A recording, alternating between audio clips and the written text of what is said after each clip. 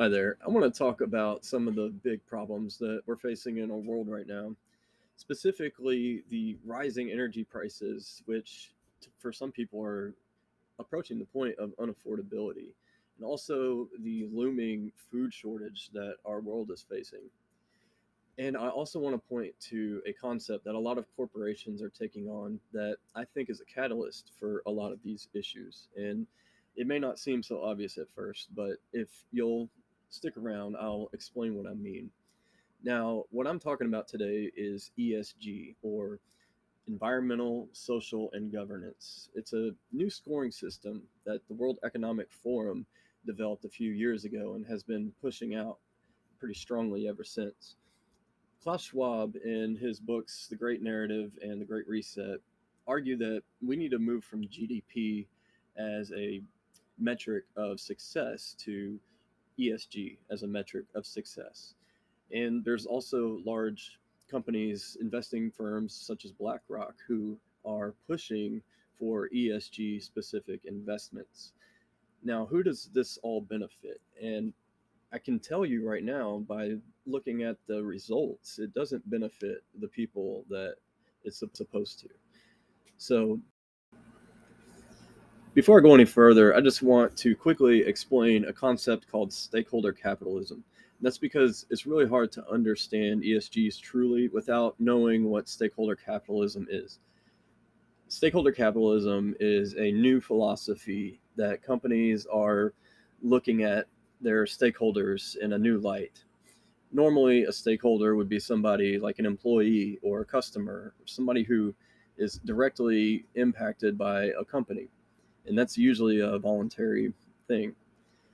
Well, now stakeholders are anyone that might be affected by the company, possibly. So, for example, if you own a delivery business and I'm stuck in traffic behind your truck and I'm having to smell the exhaust from that truck and suffer, I'm a negatively impacted stakeholder. Now, a company's responsibility is to always benefit the stakeholders of that company. So, when everyone's a stakeholder, that means that the company must act in the interest of everyone. Now, this is not actually a new concept, and this is why I call this concept in the World Economic Forum fascist, and I don't mean that hyperbolically. It's because there is a concept called tripartism, and tripartism is an economic system of neo-corporatism based on a mixed economy and tripartite contracts between employers, organizations, trade unions, and the government of a country, which is a key feature of fascism, both in the Nazi sense and the Mussolini sense. This is about the future of the liberal world order, and we have to stand firm. Now, he might seem familiar to you.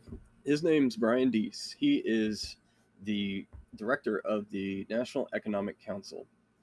Now, Brian, before he worked for the National Economic Council, he was an economic advisor in the Obama administration.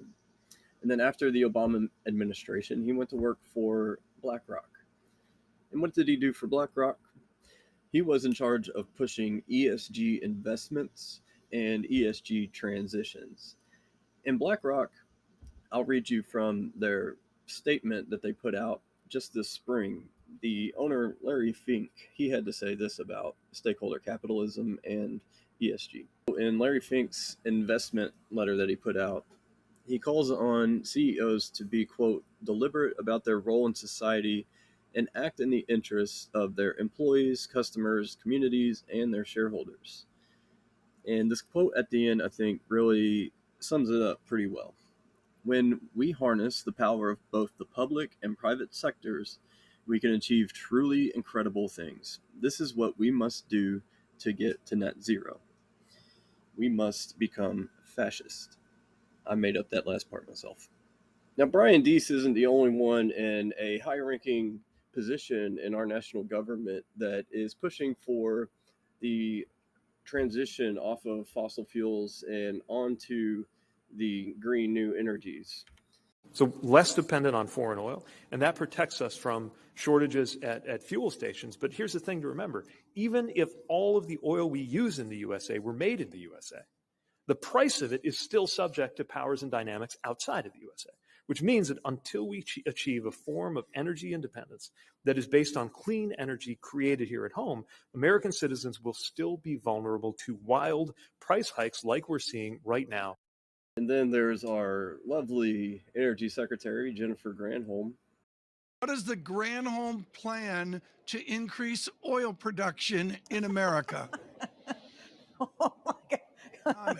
What is the Biden plan to jumpstart energy production across America? Here's the Biden plan. I'm here at Glasgow. The Biden plan is to diversify and to make sure that we move in a direction of clean energy where we're not reliant upon cartels and we're not reliant upon geopolitical adversaries who may be creating choke points for our ability and our people to be able to access energy. So that's Now, what she said about the other countries controlling our access to oil is just not true. The United States has enough resources to where we can be energy independent, and not only energy independent, but we could also sell our oil and really disrupt the oil market in a way that could positively benefit everyone around the world.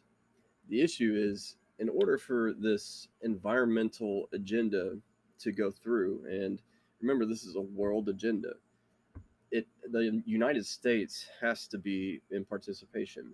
The government of the United States decides that they don't want to do this whole Green Deal anymore.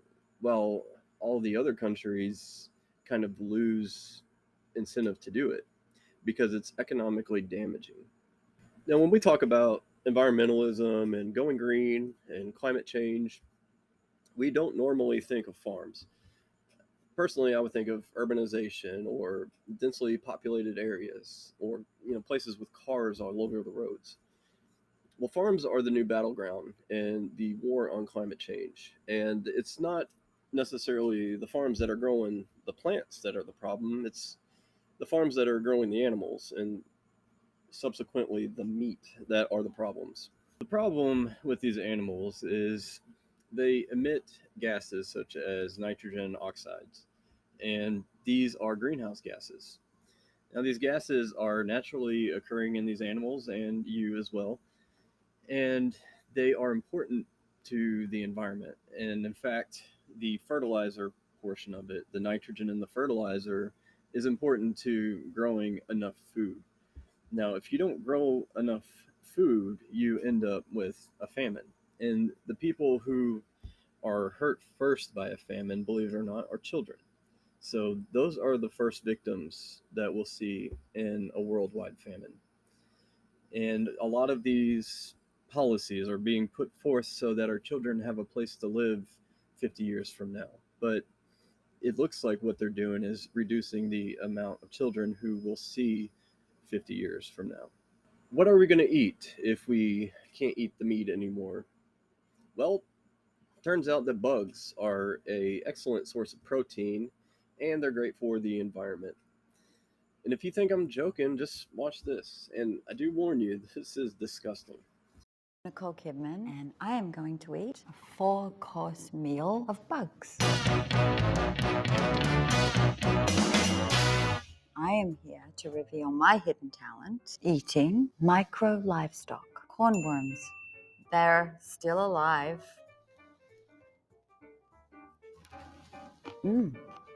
Extraordinary. Very moist, chewy. Can't quite describe the flavor, but need a little water. Let's try the second course, shall we? Just a little side note.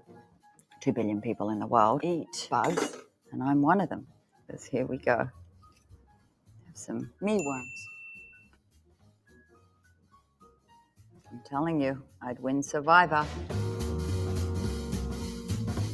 That is a fruity taste. I'd recommend it. Here we have. Oh, crickets. Oh, nothing. Oh, awesome. Like nothing you've ever tasted. Like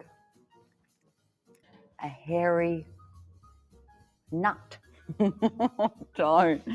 Oh my gosh. A nut from the shell.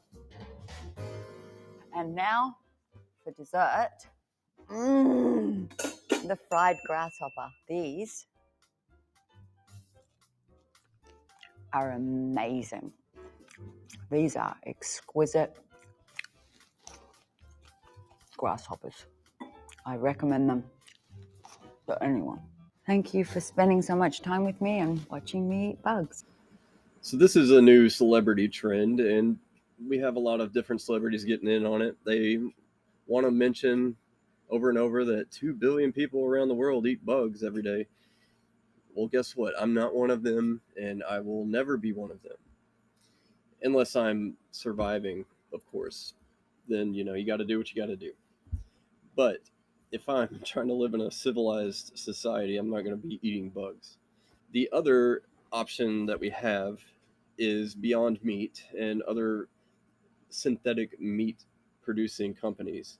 Synthetic meat is a new thing that came out a couple years ago, and it's been pushed really hard by Bill Gates, who is just such a great example of what health looks like. Now let's go over to the Netherlands and watch as the Dutch farmers protest what the government has mandated there. Now, the government has mandated in some parts 60%, in some parts of the country 95% emissions cuts from these farmers. And what this actually means for them is if that means killing off half of their livestock, that's what they're going to have to do. And not only that, but the government is now taking over private land and preventing it from being used for farming. And this is really hurting people. People are not only going to be unhappy about the food situation, but people are going to be unhappy about this dictatorial attitude that the Dutch government has taken. Now, the important thing to remember is the only reason that our modern society exists in such a great and wonderful way is because we have large farms and we have been able to industrialize farming. That has allowed a lot of other people to not have to worry so much about their food source. They don't have to go raise pigs in order to make sure that they have a meat source or grow their corn to make sure they have vegetables. We depend on our farmers for that. But a lot of people tend to forget how important these farmers are, and they like to put them on the back burner and not really think of them when it comes to the whole green agenda. So this government really just stepped in without any respect towards these farmers, and they have totally disregarded the farmers' rights. So now the farmers are showing them that if you're not going to treat us good, we're going to starve you to death. Now, let me just leave you with this. It's a quote from Dwight D. Eisenhower. And he says, farming looks mighty easy when your plow's a pencil and you're 1,000 miles away from the cornfield. I really believe that that kind of sums up still what goes on today, and even to a greater degree. If you enjoyed this video, please hit the like button. And if you're not subscribed yet, please subscribe and help me get this information out to everyone, because really sunlight is the best disinfectant. And my goal here is to just get the truth out as far and wide as I can. Thank you for watching. Thank you for your help. Leave me a comment down below. And again, subscribe, like. I'll see you next time. Peace be with you.